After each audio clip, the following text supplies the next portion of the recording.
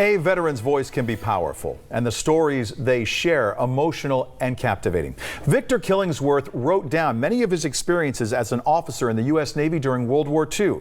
They're moments he still remembers vividly at the age of 99. The announcement that we were at war. Victor Killingsworth was just a kid from Taft attending UC Berkeley when the U.S. entered World War II. Killingsworth enlisted in the Navy only to be sent back to finish school. The problem was the Navy didn't have any ships. We were in desperate times. He then entered the service as an officer and was sent to midshipman school at Columbia University on the one-year anniversary of Pearl Harbor. Once completed, he got his orders. We were given top secret orders.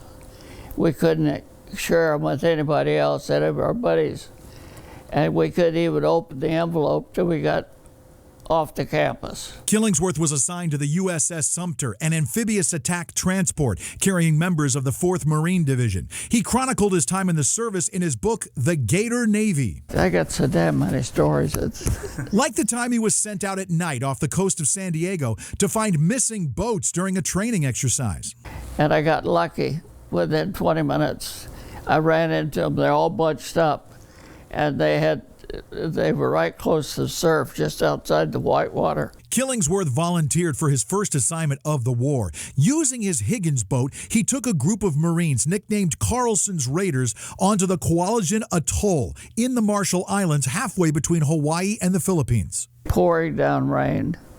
The waves are 3 or 4 feet high. They put them in 6 rubber boats that they put me over the side of my landing boat, and I towed him in like a duck with a bunch of ducklings. Once released, he was alone in his Higgins boat. The weather was bad, so he went inside the channel close to Japanese forces. And so all night I ran up and down, and the Japanese must have thought I was one of their boats because I never got fired on. At dawn, the Raiders returned. Colonel had come out, and he had a Japanese Samari saber waving over his head, and he said, "Swabby," he called me Swabby.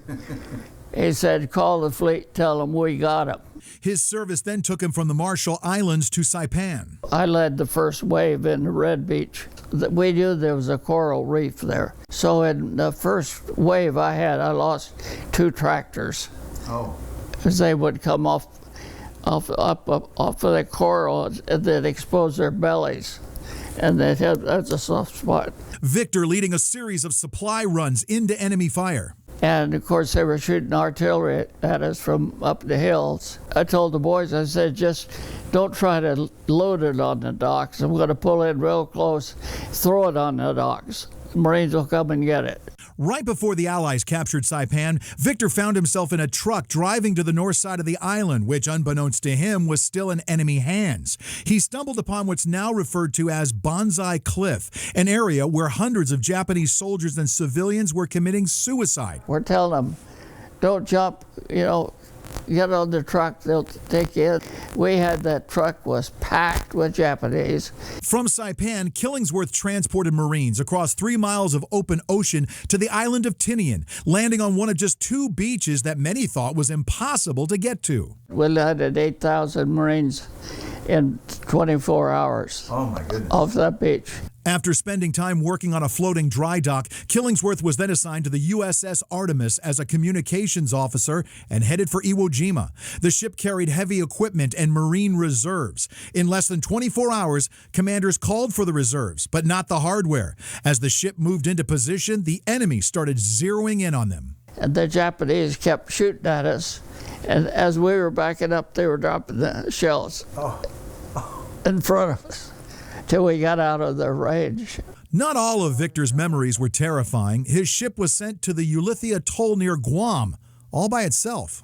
Well, we just sat there, and that was a big atoll, and all of a sudden, all these ships started coming in. About 10 aircraft carriers, battleships, cruisers.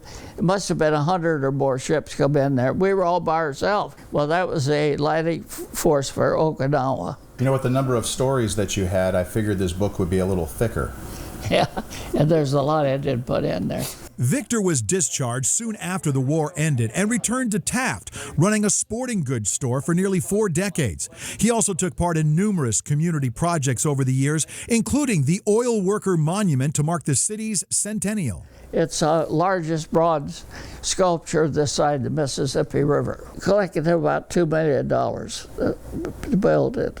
His memories, however, are priceless. A career summarized into 260 pages with no ending in sight.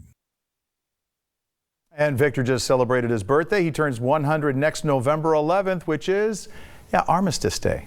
Yeah. We want to tell your veteran stories. Send us information on someone who served. Include their name, picture, some basic information. Send those to us right here at mike@kero.com. You can also view a veteran's voice online at turnto23.com.